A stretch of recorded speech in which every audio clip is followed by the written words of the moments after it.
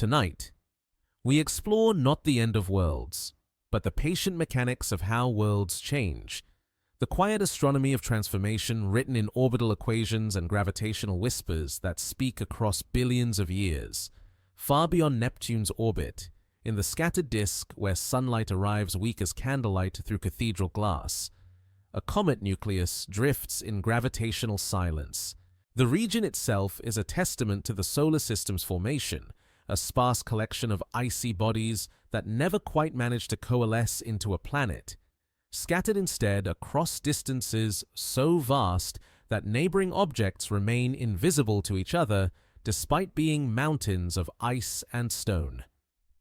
Here, in this twilight realm of the solar system, temperatures hover near absolute zero, and a single orbit around the Sun can take hundreds of thousands of Earth years to complete. Comet 3, Atlas measures perhaps 20 kilometers across, roughly the size of a small mountain, yet composed almost entirely of water ice mixed with frozen gases and primordial dust that remembers the solar system's birth 4.5 billion years ago. Its surface bears the color of charcoal, darkened by organic compounds that formed in the cold chemistry of interstellar space before the Sun was born. This dark coating absorbs what little starlight reaches these distant realms, creating temperature differences across the comet's surface that drive the gentle processes of sublimation and erosion. For eons longer than complex life has existed on Earth, this wandering iceberg has followed an elliptical dance so vast that human civilization could rise and fall 1,000 times within a single orbital period. The comet's orbit carries it from the scattered disk, where distances are measured in astronomical units and neighbors are separated by millions of kilometers, to regions slightly closer to the Sun, where ice begins its slow transformation from solid to gas without ever becoming liquid, a process that bypasses the familiar phase transitions we know on Earth. The nucleus rotates slowly, like a sleeping giant turning in cosmic dreams, completing one revolution every few Earth days. This rotation creates the comet's day and night cycle, though the concepts lose their terrestrial meaning in a realm where the Sun appears as just another bright star among countless others. As 3I/Atlas turns, different regions of its surface emerge from shadow to face the distant Sun, beginning the ancient dance of heating and cooling that has continued for geological ages. Its surface bears the accumulated scars of countless impacts from smaller debris, tiny craters no larger than dinner plates alongside ridges and valleys that tell stories of collisions measured in grams rather than megatons. These features preserve a record of the solar system's violent youth, when planetary formations scattered debris throughout space and bombardment rates exceeded anything seen in recent geological time. Each crater represents a moment when some fragment of asteroidal material or cometary debris found its way across vast distances to strike this particular wandering mountain, where the faint touch of starlight reaches the comet's face. Volatile compounds begin their ancient ritual of sublimation. Carbon monoxide molecules, locked in crystalline matrices for millions of years, suddenly break free from their icy prisons and drift away into space. Nitrogen escapes in molecular streams so tenuous they would be invisible to human eyes. Traces of methanol, ammonia, and more exotic compounds drift away like the ghost of some primordial chemistry set, creating the faintest atmosphere around this wandering monument to the early solar system. Scientists call this process outgassing, though the word seems almost violent for something so gentle, more like a planetary exhale released into the perfect vacuum of space. The escaping gases form what astronomers call a coma, an extremely thin atmosphere that can extend for thousands of kilometers around the nucleus, yet contains less material than Earth's atmosphere would in a volume the size of a small room. It's one of space's gentle paradoxes, something vast in scale yet almost impossibly tenuous in density. Each molecule that escapes carries momentum, creating the tiniest thrust imaginable. Yet over millions of years, these microscopic rocket engines can actually alter the comet's orbit by measurable amounts. It's one of astronomy's quiet ironies that something as delicate as evaporating ice can change the trajectory of a 20-kilometer mountain of stone and frozen water. The effect is so small that it wasn't discovered until spacecraft began making precise measurements of cometary orbits. Yet it accumulates over time like compound interest in some cosmic bank account. The comet's composition tells the story of the solar nebula's outer reaches, where temperatures dropped low enough for water to freeze alongside more exotic ices that remain liquid only at temperatures that would instantly kill terrestrial life. Ammonia ice, toxic to breathe but stable in the extreme cold of the outer solar system. Methane that burns blue in Earth's atmosphere but here remains locked in crystalline silence. Carbon dioxide that we exhale as a gas, but which forms solid dry ice in the comet's deep freeze environment. Mixed throughout this cosmic permafrost are grains of dust older than the sun itself, microscopic survivors from previous generations of stars that died and enriched the galaxy with heavy elements billions of years before our solar system condensed from their scattered ashes. These dust grains carry within their crystalline structures the nuclear signatures of stellar nucleosynthesis, the process by which massive stars forge heavy elements in their cores and scatter them across space when they die in supernova explosions. Some of these dust particles contain diamonds, not the clear gemstones valued on Earth, but microscopic industrial diamonds formed in the shock waves of stellar explosions and preserved in the comet's frozen matrix like insects in amber. Others carry rare isotopes of elements that can only be produced in the most extreme stellar environments. Tiny chemical fossils that tell the story of the galaxy's enrichment over billions of years. Gravitational perturbations from passing stars have nudged 3Y/Atlas closer to the inner solar system over geological time, like a slow-motion game of celestial billiards played across millions of years. Every few million years, another star passes within a light year or two of the Sun, its gravitational field reaching across interstellar distances to gently tug on objects in the outer solar system. Most of these encounters are so subtle they barely register, changing orbital velocities by mere centimeters per second, but given enough time, these tiny adjustments accumulate into major orbital changes. The comet's path curves according to celestial mechanics as predictable as clockwork, following mathematical laws discovered by Kepler 4 centuries ago and refined by Newton into the universal principles of gravitational attraction. Yet within those precise equations lie probability corridors, narrow mathematical channels where even a slight gravitational adjustment could redirect this frozen wanderer toward Earth's orbital path. The calculations involved require supercomputers to track the gravitational influences of every significant body in the solar system. Yet, they can predict orbital positions thousands of years into the future with remarkable precision. The mathematics are elegant in their precision, describing orbital mechanics with equations that occupy just a few lines on a page. Yet, the universe operates on statistical tendencies rather than absolute certainties. Every gravitational interaction, every stellar flyby, every microscopic thrust from sublimating gases adds tiny corrections to the comet's trajectory. These changes are so small they often fall below the threshold of measurement. Yet they accumulate like sediment in a riverbed, gradually building toward outcomes that would have been impossible to predict from initial conditions. Only a small change in velocity would be required to alter 3I/Atlas's destiny, perhaps 3 or 4 meters per second, no faster than a child walking to school or an adult climbing stairs. Such adjustments happen constantly in the outer solar system as gravitational fields from planets, moons, and distant stars overlap and interact in an intricate dance of mutual attraction that has continued for 4.5 billion years. The remarkable thing is not that orbits change, but that they remain stable for so long despite countless opportunities for disruption. Jupiter's massive presence tugs at objects throughout the solar system with patient persistence. its gravitational field strong enough to affect trajectories across billions of kilometers.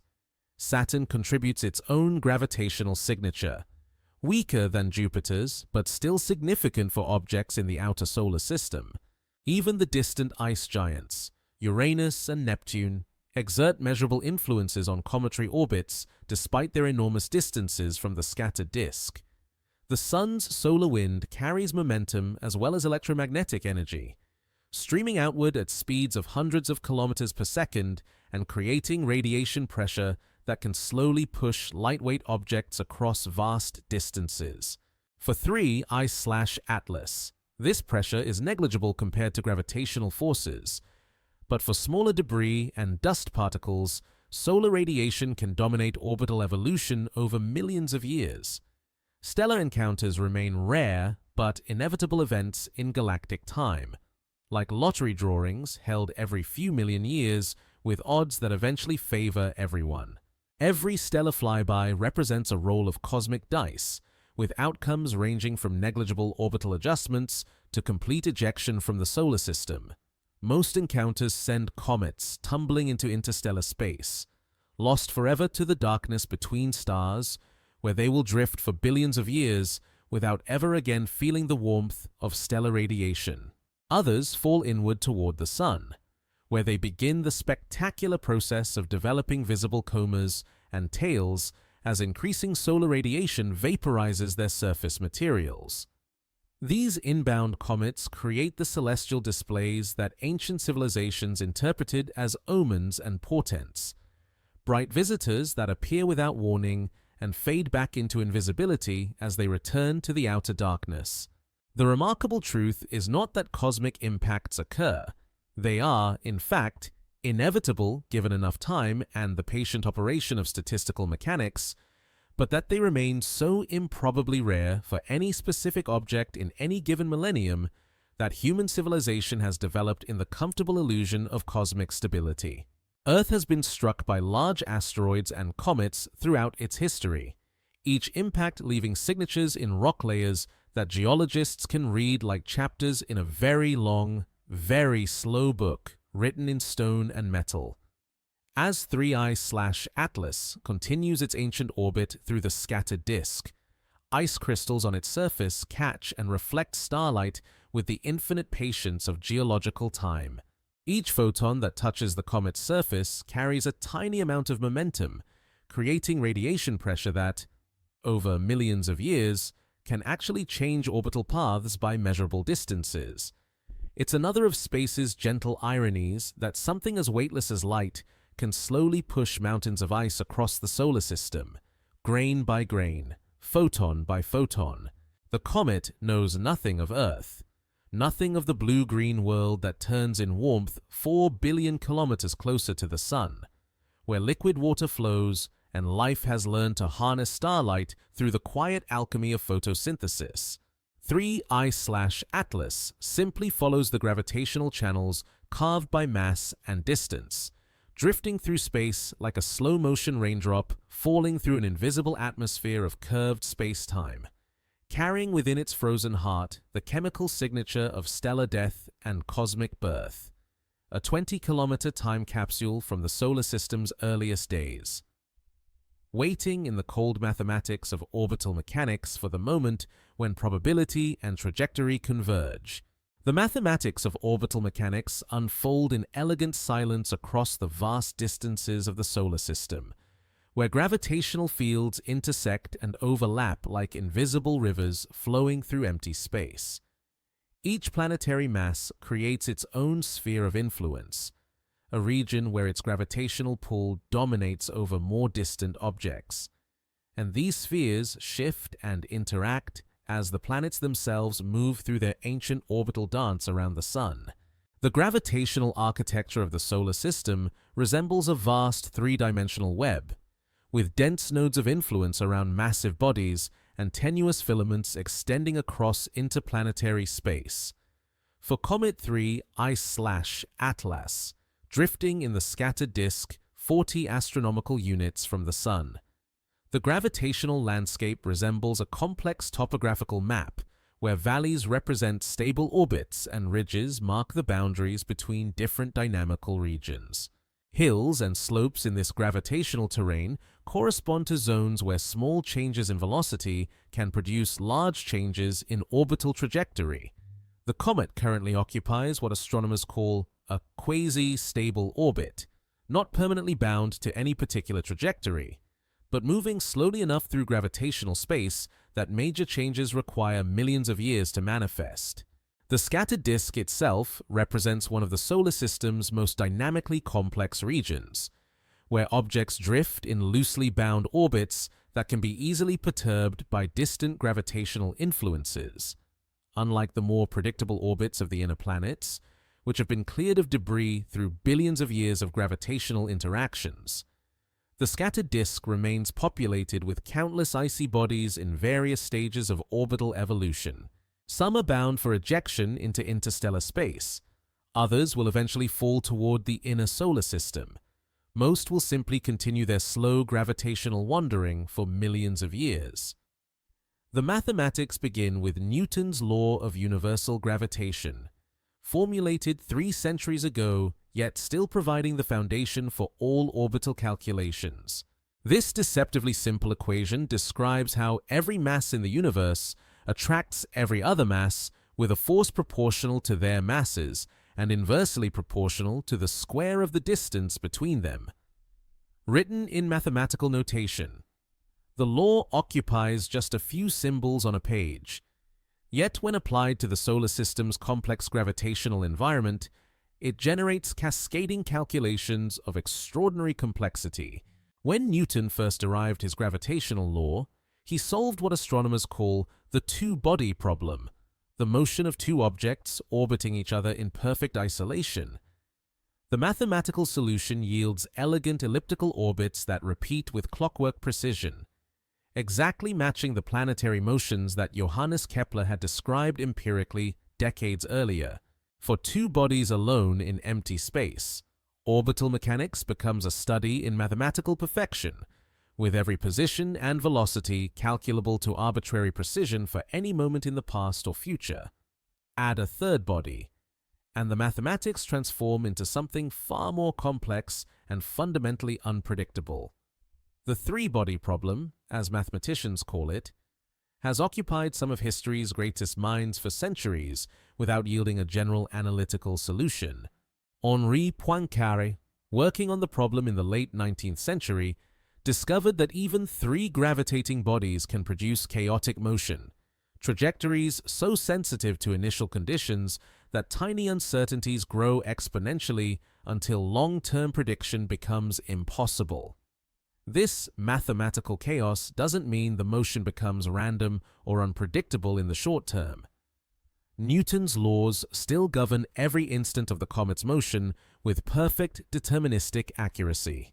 The chaos emerges from the accumulation of tiny influences over vast periods of time, like a pinball bouncing through a machine where each collision amplifies small uncertainties until the final outcome depends on unmeasurable details of the initial conditions. For 3I/Atlas, influenced simultaneously by the Sun's dominant gravitational field, Jupiter's massive presence, Saturn's more distant but still significant pull, and the cumulative effects of countless smaller bodies throughout the solar system, the orbital evolution becomes a study in controlled chaos. The comet's current trajectory appears stable and predictable.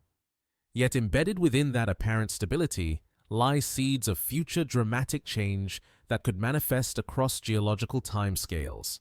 Computer simulations represent the only practical method for tracking such complex gravitational interactions across millions of years.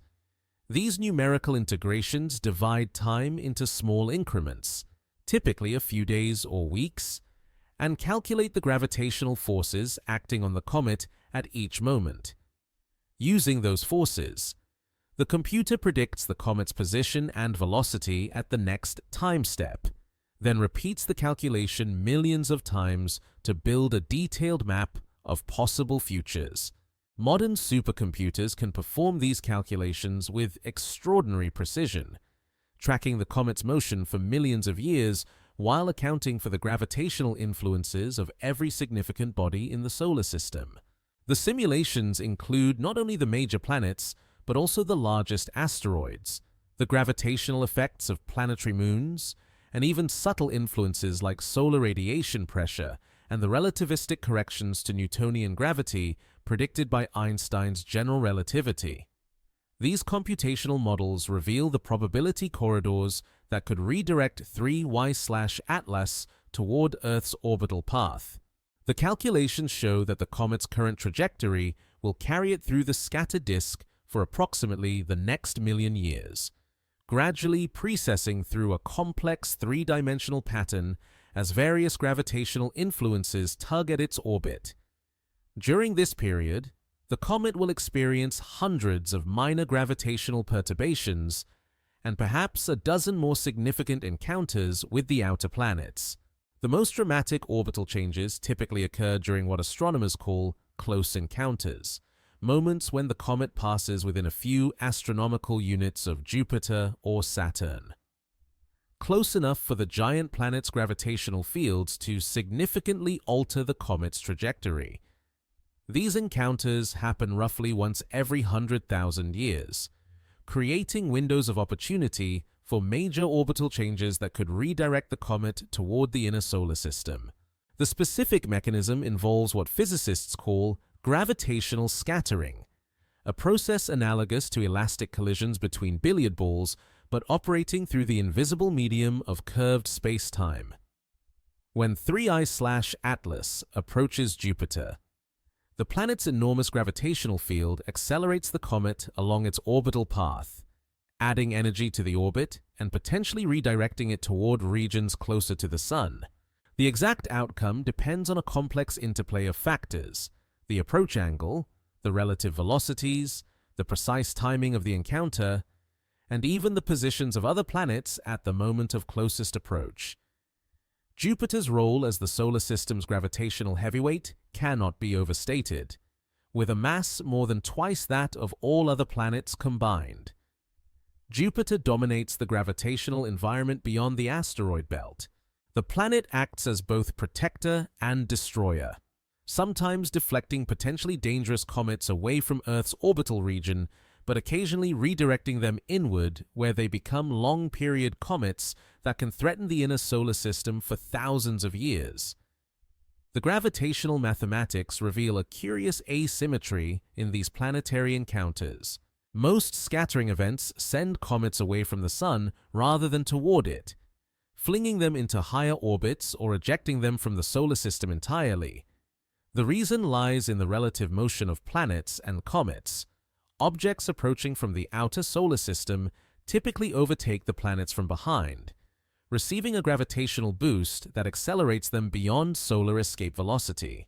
Only when the orbital geometry aligns in specific ways do planetary encounters redirect comets toward the inner solar system.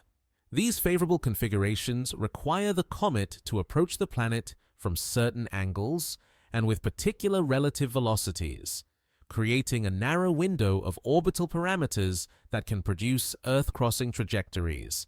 It's one of celestial mechanics' statistical quirks that gravitational interactions favor ejection over capture, making the solar system a gradually emptying reservoir of small bodies. The probability calculations emerging from millions of computer simulations reveal sobering numbers wrapped in statistical uncertainty. For any given millennium, the chance of 3I/Atlas striking Earth remains vanishingly small, perhaps 1 in 10 billion, a probability so low it approaches the mathematical definition of impossibility. Yet time operates differently on astronomical scales, where millions of millennia pass like seasons in a planetary year, and even the most improbable events become statistical certainties given sufficient opportunity. Current orbital models, refined through decades of observations and increasingly sophisticated computer simulations, suggest that 3I/Atlas will remain in the scattered disk for at least another million years before any significant gravitational perturbation occurs. The comet's orbital period stretches across hundreds of thousands of Earth years, meaning it completes fewer than 10 full orbits per million years of solar system evolution. This leisurely pace gives gravitational perturbations time to accumulate gradually, like interest compounding in slow motion across geological timescales. The uncertainty in these long-term predictions grows exponentially with time, a fundamental limitation of chaotic systems that mathematicians call a sensitive dependence on initial conditions. Small uncertainties in the comet's current position and velocity, measurements that lie beyond the precision of present-day telescopes and radar observations, multiply over millions of orbital periods until they encompass vast regions of orbital space. After 10 million years, the mathematical uncertainty becomes so large that the comet could be almost anywhere in the outer solar system, following any of thousands of possible trajectories. Yet within this expanding cloud of uncertainty lie statistical patterns that remain predictable even when specific outcomes become impossible to determine. While astronomers cannot predict whether 3I/Atlas will strike Earth on any particular date millions of years in the future, they can calculate the cumulative probability of impact over geological time scales using well-established principles of orbital dynamics and statistical mechanics. These calculations draw upon decades of observations of the current comet and asteroid populations, combined with geological evidence of past impacts preserved in Earth's rock record. The probability of Earth impact may be incalculable for any specific moment in the distant future, but the cumulative probability over millions of years follows mathematical distributions that astronomers understand with considerable confidence. The resulting impact rate estimates suggest that Earth experiences major comet impacts roughly once every few million years on average, with significant variation around this mean value. Some geological epochs witness multiple impacts within relatively short periods, creating what paleontologists call impact clusters that can dramatically alter the course of biological evolution. Other eras experience impact droughts lasting tens of millions of years, allowing life to diversify and complexify without cosmic interruption. This temporal pattern follows what statisticians call a Poisson distribution, the same mathematical framework that describes radioactive decay, earthquake occurrence, and other seemingly random processes in nature. The distribution reflects the fundamental randomness underlying gravitational encounters in the outer solar system, where the precise timing of orbital alignments cannot be predicted, but the long-term statistical behavior follows well-understood mathematical principles.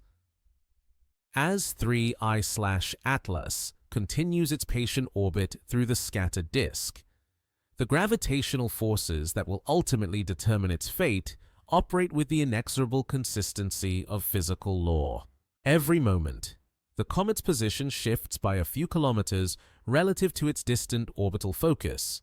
Every year, it completes another small fraction of its vast elliptical path around the Sun.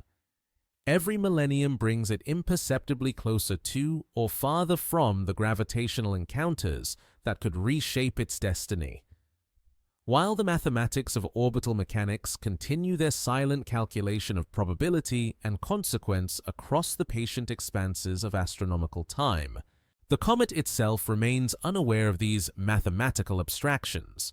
Following the curved paths through space-time that mass and energy carve according to Einstein's equations, it responds only to the immediate gravitational gradient it experiences at each moment, accelerating toward the center of mass of the solar system while simultaneously being tugged sideways by the complex gravitational environment created by planetary motions and the distributed mass of the scattered disk itself. When gravitational mathematics finally converge into reality, when probability corridors collapse into singular trajectory, the first contact between Comet 3, us/Atlas, and Earth's atmosphere occurs at an altitude of approximately 100 kilometers above the surface, at this boundary between space and sky, where the last wisps of atmospheric molecules drift in near-vacuum conditions. The comet's nucleus encounters resistance for the first time in its 4 billion-year journey through the void. The collision velocity exceeds anything in terrestrial experience, perhaps 30 kilometers per second, fast enough to cross a continent in the time required to draw a single breath. At such speeds, the distinction between solid matter and energy begins to blur according to the physics of extreme conditions. The comet's leading edge compresses atmospheric gases to densities approaching those found in stellar cores, creating temperatures that exceed the surface of the Sun within microseconds of first contact. This initial compression wave propagates ahead of the nucleus itself, a bow shock that announces the comet's arrival through the violent reorganization of atmospheric chemistry. Nitrogen and oxygen molecules, normally content to drift in loose thermal motion, suddenly find themselves crushed together with such force that their molecular bonds shatter and reform in exotic configurations. The familiar blue sky transforms into a plasma sheath, glowing with the characteristic emissions of ionized gases heated beyond the threshold of molecular stability. The physics of hypersonic atmospheric entry operate in regimes where classical mechanics give way to more exotic phenomena. As the comet plunges deeper into Earth's atmosphere, the increasing density creates a feedback loop of compression and heating that builds exponentially with each kilometer of descent. The nucleus itself begins to ablate, shedding layers of ice and rock that instantly vaporize in the superheated plasma wake. What began as a 20-kilometer mountain of pristine ice becomes a fireball, expanding faster than the speed of sound in the surrounding medium. The entry corridor stretches across hundreds of kilometers of upper atmosphere, creating a luminous trail visible from space stations and satellites that briefly witness this intersection of cosmic and terrestrial physics.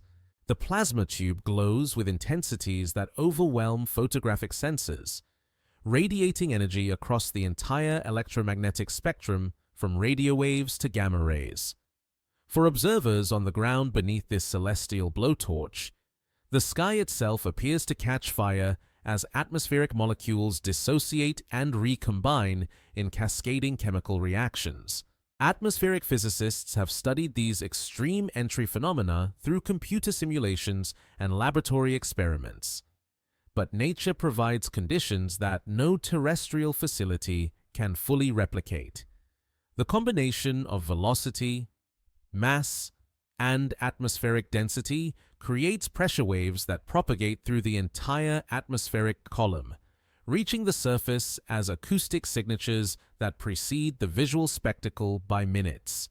These pressure pulses, traveling at the speed of sound through atmospheric layers of varying density, create complex interference patterns that focus and amplify the acoustic energy in unpredictable ways.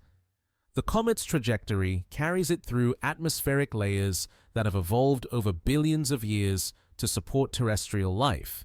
The stratosphere, with its protective ozone layer that normally filters harmful ultraviolet radiation, becomes a furnace where ozone molecules decompose instantaneously under the intense energy flux. The troposphere, where weather systems normally distribute heat and moisture around the planet, transforms into a shock tube where pressure waves accelerate to supersonic velocities. As the nucleus penetrates deeper into the atmosphere, the increasing density creates drag forces that begin to decelerate the cosmic projectile for the first time since its journey began. But the deceleration comes at enormous cost in energy dissipation. Every joule of kinetic energy lost to atmospheric drag converts to heat, light, and shock waves that radiate outward at the speed of light. The energy release rate climbs exponentially as atmospheric density increases, reaching levels comparable to the most powerful thermonuclear weapons within seconds of entry. The ablation process strips away the comet's outer layers in a controlled explosion that extends the fireball to dimensions larger than most terrestrial cities. Fragments of the original nucleus, heated to incandescence but still retaining substantial mass, begin to separate from the main body as atmospheric drag overcomes the weak gravitational forces that hold the loosely consolidated comet together. These fragments create secondary fireballs, each following slightly different trajectories as they plunge toward the surface. Spectroscopic analysis of the plasma emissions would reveal the comet's pristine chemical composition to any observers equipped with appropriate instruments. The characteristic spectral lines of water vapor, carbon monoxide, and trace organic compounds that have remained frozen since the solar system's formation now shine with stellar brightness as they undergo their first chemical transformations in 4 billion years. It's one of atmospheric physics' ironies that destruction provides the clearest window into cosmic composition. The physics of atmospheric heating operate on timescales measured in seconds. Yet the energy release affects atmospheric chemistry for months afterward. The intense ultraviolet and X-ray emissions from the plasma fireball create nitrogen oxides and other reactive compounds that will persist in the stratosphere long after the initial event.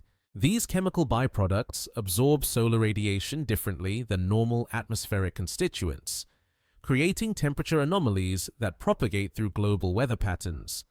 For the comet nucleus, atmospheric entry represents the violent end of a journey that began in the cold silence of the scattered disk.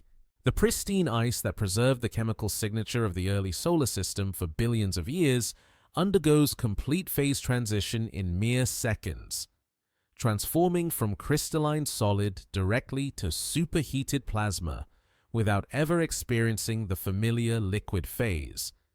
The molecular bonds that held water molecules in stable configuration since before Earth formed finally surrender to the extreme conditions of hypersonic atmospheric entry. The entry fireball reaches maximum brightness at an altitude of approximately 50 kilometers, where atmospheric density provides optimal conditions for energy transfer from the comet's kinetic energy to electromagnetic radiation. At this point, the fireball outshines the sun for observers within hundreds of kilometers of the ground track, creating artificial daylight that overwhelms human vision and saturates photographic instruments.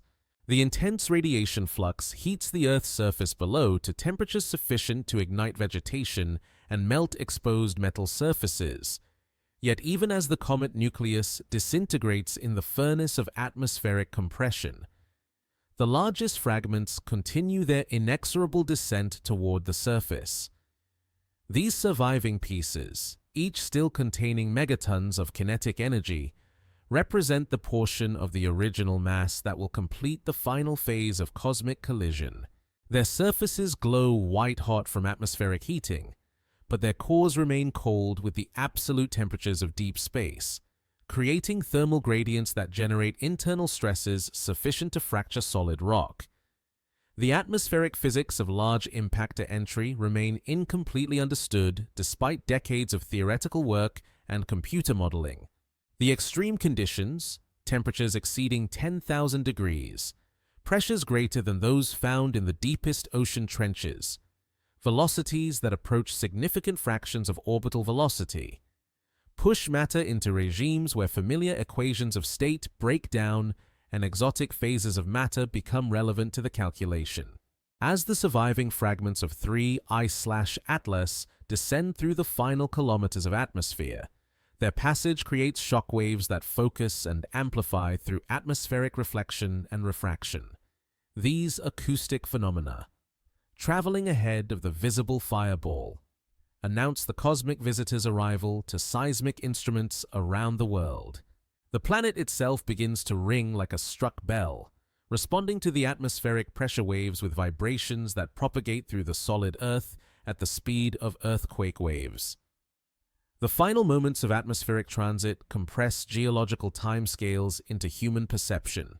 In less time than required for a hummingbird's wing beat, the largest surviving fragment of the comet nucleus completes its journey from the scattered disk to Earth's surface, carrying within its superheated mass the momentum equivalent of a small mountain accelerated to cosmic velocity.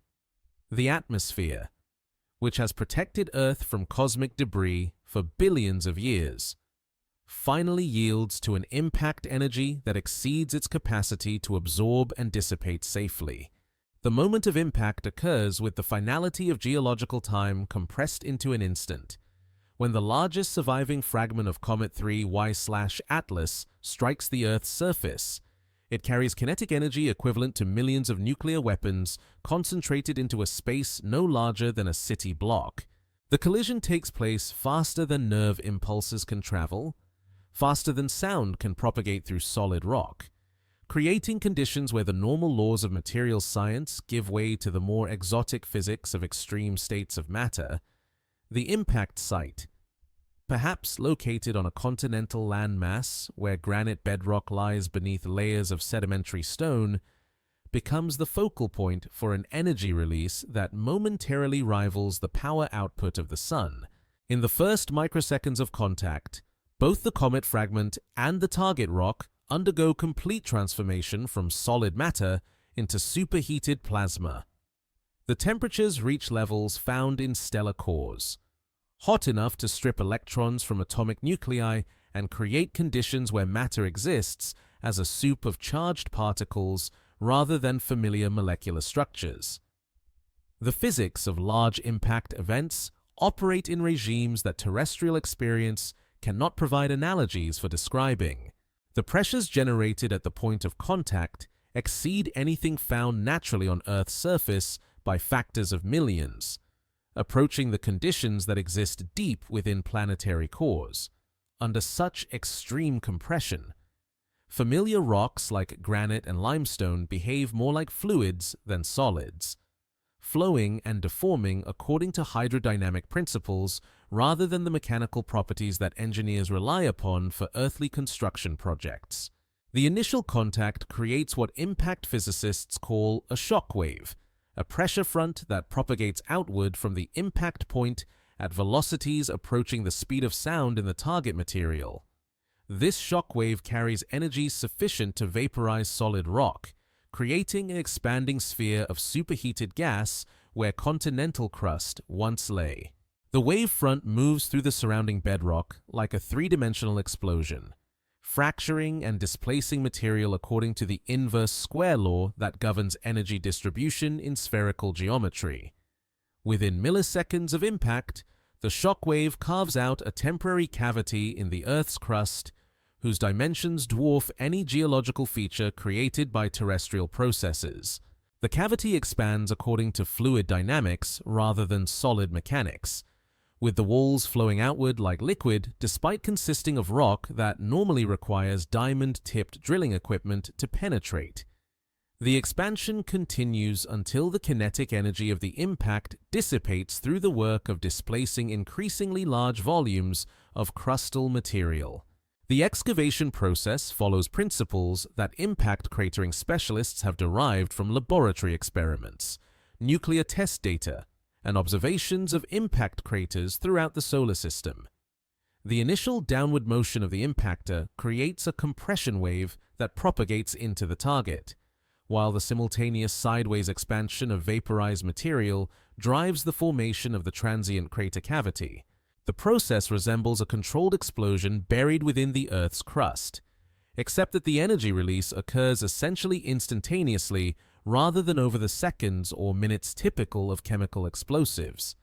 As the transient cavity reaches its maximum dimensions, gravitational forces begin the process of structural collapse that will determine the crater's final configuration.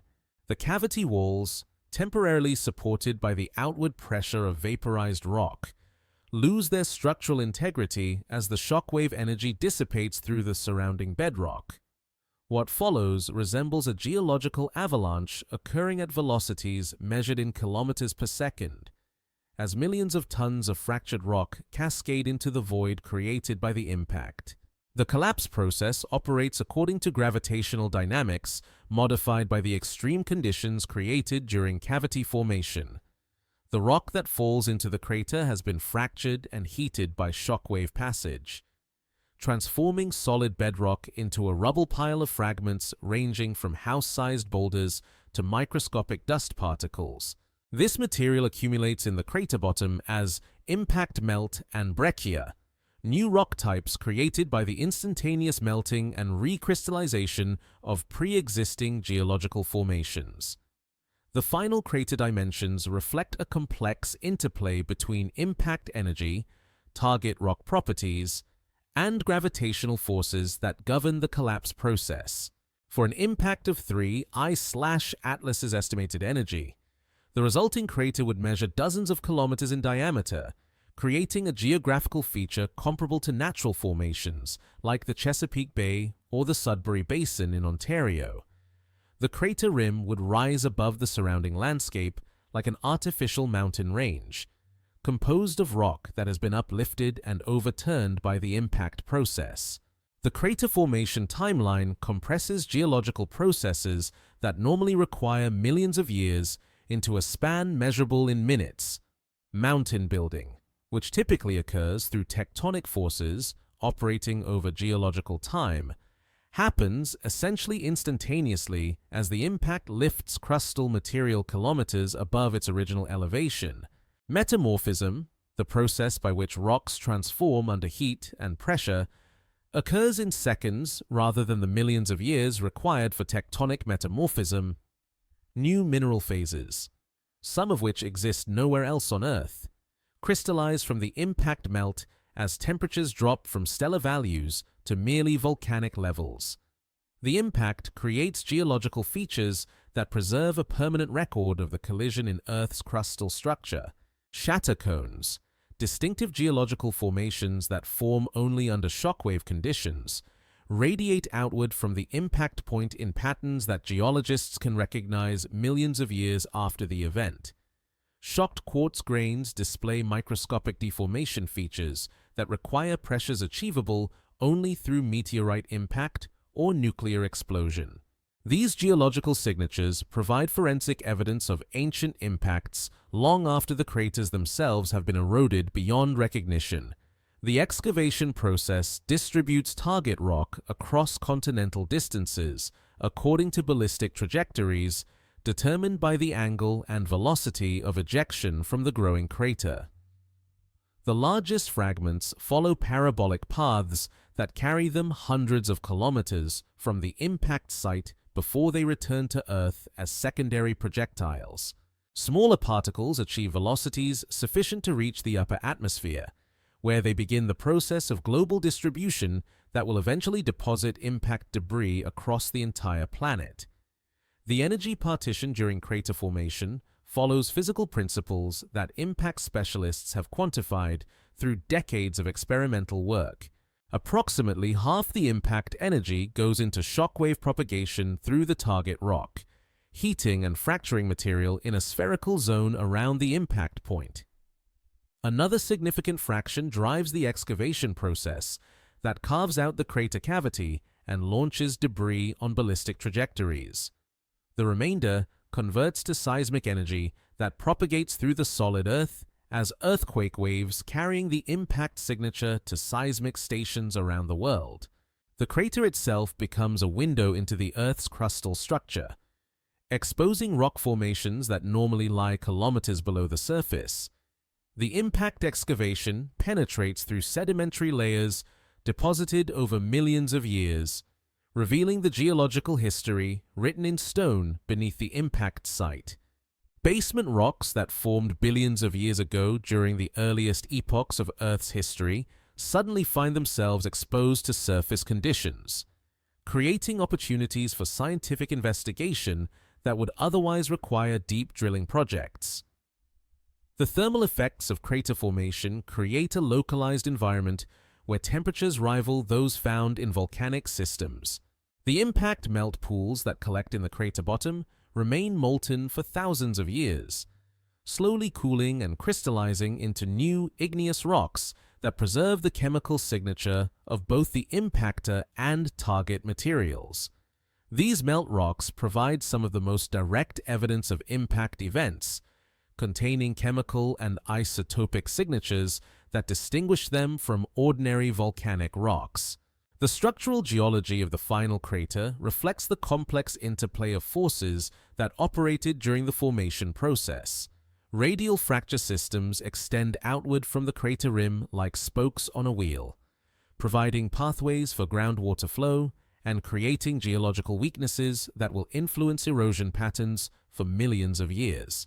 Concentric fault systems record the stages of crater collapse, preserving in stone the sequence of gravitational adjustments that followed the initial excavation for the planet itself. The crater represents both a wound and a geological laboratory where extreme conditions have created new materials and structures. The impact has instantaneously altered the local topography, hydrology, and geological structure in ways that will influence regional development for geological ages. What began as a routine patch of continental crust has been transformed into a complex geological system that will continue evolving through erosion, sedimentation, and tectonic processes long after the immediate effects of impact have faded into the geological record. The crater formation process operates with such violence and speed that it temporarily overwhelms the gradual processes that normally shape the Earth's surface. In minutes, the impact accomplishes geological work that rivers require millions of years to complete, carving valleys and building mountains with an efficiency that demonstrates the awesome power contained within cosmic velocities and planetary masses. The seismic energy released during crater formation propagates through the solid Earth as a complex pattern of earthquake waves that carry the impact signature across continents and ocean basins. These waves travel at velocities determined by the elastic properties of rock deep beneath the surface, racing through the planet's interior faster than any surface phenomenon while bearing the mechanical signature of cosmic collision to seismic stations thousands of kilometers from the impact site. The initial shock wave generated by the impact creates what seismologists call body waves, compression waves and shear waves that penetrate deep into the Earth's interior before emerging at distant points on the surface.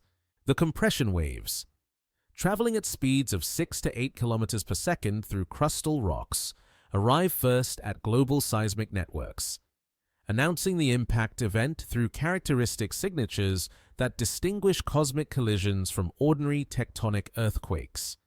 These waves carry information about both the impact energy and the geological structure they traverse during their passage through the planet. Behind the initial body waves comes a more complex pattern of surface waves that travel along the Earth's outer shell like ripples spreading across a disturbed pond. These waves move more slowly than the body waves, but carry larger amplitudes and longer durations, creating the sustained ground motion that produces the most dramatic effects at locations far from the impact site. The surface waves wrap around the entire planet multiple times, creating a global resonance that continues for hours after the initial impact as the Earth slowly dissipates the enormous energy input through mechanical vibration. The amplitude and characteristics of these seismic waves depend on the size and velocity of the impactor, the geological properties of the target site, and the distance from the impact to each recording station.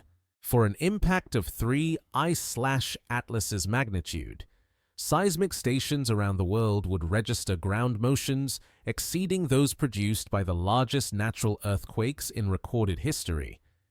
The seismic magnitude would approach or exceed 10 on the Richter scale, a level of energy release that occurs perhaps once every few million years through tectonic processes alone. The wave propagation follows principles of seismic ray theory, with different wave types taking different paths through the Earth's interior according to the velocity structure of mantle and core materials. Some waves travel directly through the mantle as great circle paths connecting impact site to recording station. Others reflect off the boundary between mantle and core, arriving at distant stations after following more complex trajectories through the planet's deep interior. Still others convert between compression and shear motion at interfaces between layers of different composition, creating a rich spectrum of seismic phases that reveal the internal structure of the planet. The Global Seismic Network, designed primarily to monitor nuclear weapons testing and natural earthquake activity, would suddenly find itself recording an event unlike anything in its operational history. The characteristic signatures of impact-generated seismic waves differ from those produced by tectonic earthquakes in ways that seismologists have learned to recognize through studies of nuclear explosions and smaller meteorite impacts. The waves carry higher frequencies, shorter durations, and different radiation patterns that reflect the instantaneous energy release of impact cratering rather than the gradual fault rupture of tectonic activity. Regional effects of the seismic waves begin to manifest within minutes of the impact as the fastest traveling waves reach populated areas hundreds of kilometers from the crater. The ground motion amplitudes in these regions exceed the design criteria for most buildings and infrastructure, creating widespread structural damage even at distances where the direct effects of impact ejecta remain negligible. The shaking continues for minutes rather than the seconds typical of tectonic earthquakes, as multiple wave arrivals from different propagation paths create complex interference patterns. The seismic triggering effect represents one of the most significant secondary consequences of large impact events. The intense ground shaking can activate fault systems that have accumulated tectonic stress over thousands of years, triggering earthquakes along active fault zones across entire continents. These triggered earthquakes follow the primary impact by minutes to hours, creating a cascade of seismic activity that extends the geographical reach of impact effects far beyond the zones directly affected by ejecta or thermal radiation. Volcanic systems respond to the seismic perturbation according to their state of readiness and the characteristics of their magma chambers. Volcanoes that contain pressurized magma bodies near the threshold of eruption may respond to the seismic waves by initiating explosive activity as the ground motion disrupts the delicate equilibrium that normally contains molten rock beneath the surface. The timing of such responses varies from immediate triggering during wave passage to delayed eruptions that occur hours or days after the initial seismic disturbance. The Earth's rotation itself responds measurably to the impact through conservation of angular momentum principles. The sudden redistribution of mass during crater formation and the global propagation of seismic energy create tiny but detectable changes in the planet's rotational velocity and axis orientation. These changes, measured by precision timing systems and satellite geodesy, provide another signature of impact events that persists long after the immediate seismic effects have dissipated through internal friction and wave dispersion. Oceanic regions experience seismic effects differently than continental areas due to the different wave propagation characteristics of water-covered versus solid rock surfaces. The seismic waves traveling beneath ocean basins generate seafloor motion that couples into the overlying water column, creating acoustic waves that propagate through the oceans at the speed of sound in seawater. These acoustic signals can be detected by underwater hydrophone arrays used for monitoring nuclear weapons testing and submarine activity, providing another global detection network for large impact events. The interaction between seismic waves and existing geological structures reveals information about both the impact and the Earth's internal architecture. Waves traveling through sedimentary basins experience different propagation characteristics than those passing through crystalline basement rocks, creating site-specific amplification effects that depend on local geological conditions. These effects explain why seismic damage from large impacts shows complex geographical patterns that reflect underlying geology rather than simple distance-dependent attenuation. Underground facilities experience the seismic effects with particular intensity due to their direct coupling to bedrock motion. Deep mines, subway systems, and buried infrastructure feel the full amplitude of body wave propagation without the buffering effects that soil layers provide for surface structures. The sustained duration of seismic motion from impact events creates special challenges for underground facilities designed primarily to withstand the shorter duration shaking of tectonic earthquakes. The seismic monitoring networks that detect these global waves have evolved from military applications during the Cold War era. When distinguishing underground nuclear explosions from natural earthquakes required precise analysis of seismic wave characteristics, The same analytical techniques that revealed the signatures of nuclear weapons testing now provide the tools for recognizing impact events in the seismic record, creating an unexpected scientific legacy from weapons monitoring technology. Long-period seismic waves, with frequencies below the range of human hearing, carry information about the impact across global distances with minimal attenuation. These waves, traveling through the solid Earth like slow-motion sound waves, maintain their amplitude and characteristics across continental distances, providing a global communication system that announces major geological events to seismic stations around the world. The waves continue circling the planet for hours after the impact, creating a planetary reverberation that gradually fades as energy dissipates through internal friction in rock materials. The cumulative effect of global seismic activity triggered by a large impact creates what geophysicists call a seismic storm, a period of elevated earthquake activity that can persist for weeks as triggered events cascade through fault systems and the Earth's crust slowly readjusts to the energy input. This phenomenon represents one mechanism by which cosmic impacts influence terrestrial geology beyond the immediate vicinity of the crater, demonstrating the interconnected nature of Earth systems and the global reach of cosmic collision effects. As the seismic waves gradually dissipate their energy through propagation and scattering, they leave behind a planet slightly changed by the cosmic encounter. The Earth's internal structure has been probed by seismic energy carrying unprecedented amplitudes and frequencies, revealing details of deep structure that normal tectonic earthquakes cannot illuminate. The global seismic stations have recorded a unique dataset that will provide insights into both impact physics and planetary structure, preserving in digital form the mechanical signature of cosmic collision for future analysis by generations of scientists who may never witness such an event directly.